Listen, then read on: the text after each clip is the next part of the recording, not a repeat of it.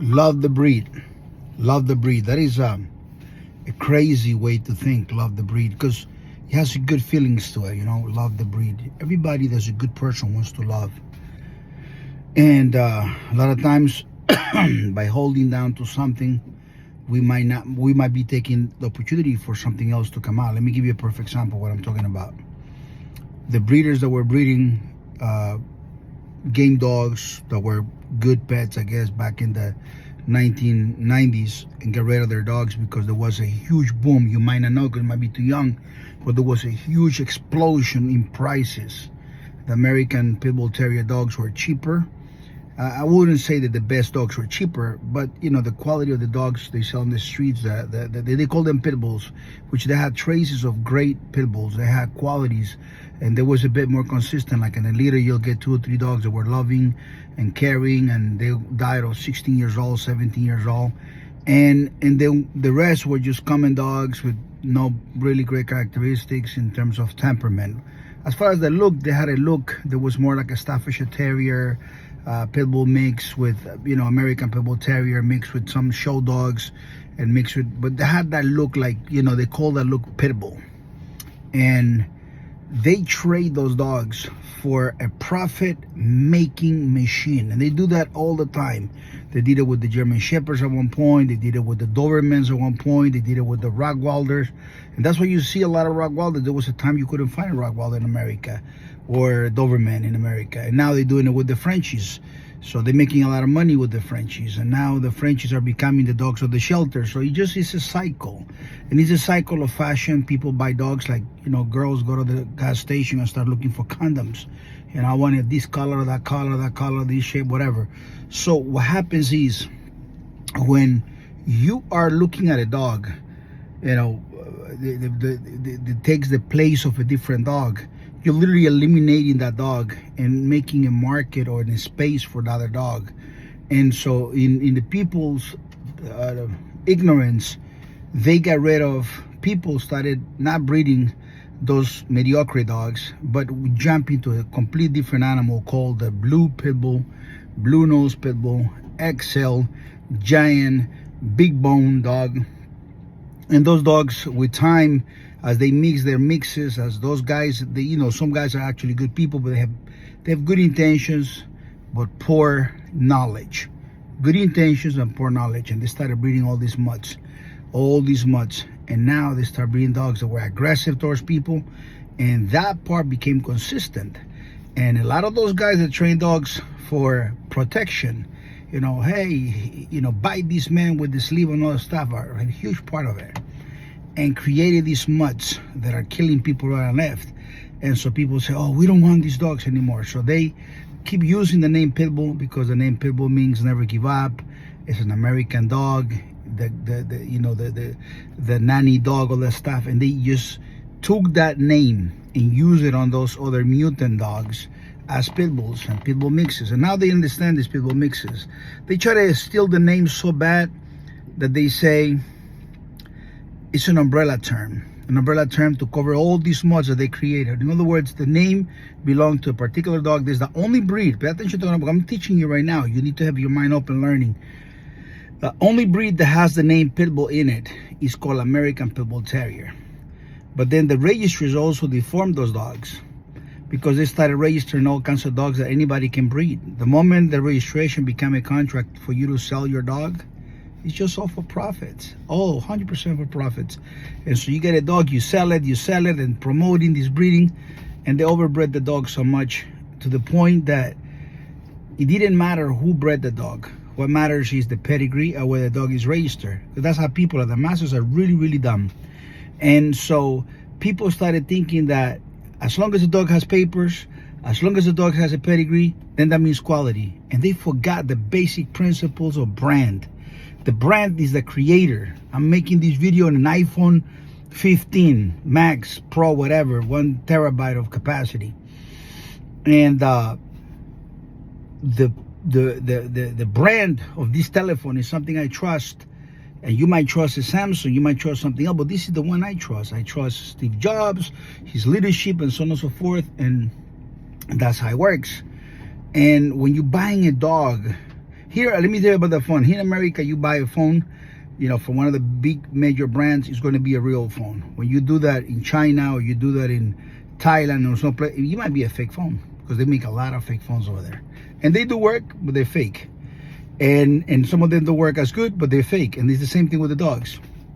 So back in the 1930s, 1940s, if you told somebody I just bought an American Pitbull Terrier from somebody down the block, someone near me, someone in my neighborhood, I'm looking for the breeder near me. If you do that, back in those days, they'll say you're stupid. You can only get a real American Pitbull Terrier from an elite level breeder, an elite man, someone that actually owns the genetics of great dogs of the past and is breeding them today to create great dogs. Absolutely correct. How can you start making great dogs if you don't have the experience or you have already created a great dog? So if I was going to buy a dog from somebody today, the first thing I'll say, can you show me dogs that you already created to have an idea of what you're producing? It's such a common sense. But sadly, most people in your generation, they were wired the wrong way. It's a lot of our fault, because we let you guys be developed and raised by the television, by the computers, and not have these profound conversations. And some of you guys just think like anybody could do that. And you were born in 1990. By the time you open up your eyes, you saw a lot of fake pit bulls, mutants, and people told you those are pit bulls. The same way somebody might be in a country and they tell them those are horses and nothing but donkeys. So if everybody calls them race horses, those donkeys are not going to start winning the Triple Crowns. Let me just tell you that. Same thing. So though I love the breed, I only love the very best in the real breed. The dogs that come from the merited men, because the man is the brand of the dog. So understand what the brand of the dog is. By now, if your IQ is above 69, about 75, 71, you're already starting to understand this. This video is not for those people who have problems understanding. They get triggered, they get nervous, they have poor attention span. As a matter of fact, if you got to the end of the video right now, I want you to go on the comments and put, I watched the entire video. I watched the complete video. This lets me know that the audience that we have are actually smart people. They're people that are actually paying attention to what is a real American Pitbull Terrier, because it's extremely important for you to know what a real American Pitbull Terrier is. Because when you have the best dog, the dog is smart, like you couldn't believe it. Like if you enjoy dogs, the dog is absolutely very smart, and the dog is absolutely perfect and amazing, and you love to see this dog. You love to see the moves. It becomes like your avatar. You're walking in the middle of town and people look at the dog and say, wow, gee, that dog is so amazing. You know this? I get calls by guys who said, when I was a kid, my father had an American Pitbull Terrier, and it was the best dog we had in the family. When I was a young man, I had one, but I didn't keep it. I wanted to breed him, but then I started, breeding these bullies, and now I jump into the Frenchies. True story. Many stories. I'm just kind of mixing them all together, but the concept is the same. And now I have my kids, and I feel bad that they don't have a great dog to have that influence. So I know that it's important to have that influence on the children, to have a great dog that inspires courage and inspires never give up. And the guys are absolutely, they please sell me one of your dogs. And say, I don't work with breeders. Oh, I promise you I won't breed the dog. And I literally tell them, I say, you betrayed the breed, you can't get the breed. You'll have to get one from a watered down bloodline. No, I look all over the internet. You're the only one that got these great dogs. There are some swampers, dog fighters. They got some dogs, but dogs is really terrible. And I want a dog from you, and I don't sell them. I don't sell to breeders. They don't deserve them. They betrayed the breed. Respect, loyalty, courage, never give up. They are like a package. They all work together with honesty. So I want you to learn how important is the brand of the dog. And not every dog is the breed. The only real breed. And now everybody's using the terminology. I didn't invent the word real and the combination of real American Pitbull Terriers, but I did made it popular. Like kind of like JC says, I make the Yankee hat more popular than the Yankee players did. Well, I did that. I created that. As a matter of fact, I created a website called The Real Pitbull. So everybody that have websites and have articles about American Pitbull Terrier, they run to put the real in front of it. Or they call it the RAP. Listen, the Golden Vein, only one place, Chico Lopez. And why is this? Over 200 title dogs. Beautiful, amazing dogs. You take a look at the video where I'm at the beach and I have this dog called Champion Mayweather. And I start to play with him and I bite him on his face. I don't bite him hard to hurt him, but I'm showing him dominance and I'm showing him I'm his boss. And he takes it like he's biting me with love. And then he starts licking my face and showing me, I love you too. And some of you young kids and young people like, oh my God, I don't know why he does that. Oh my God.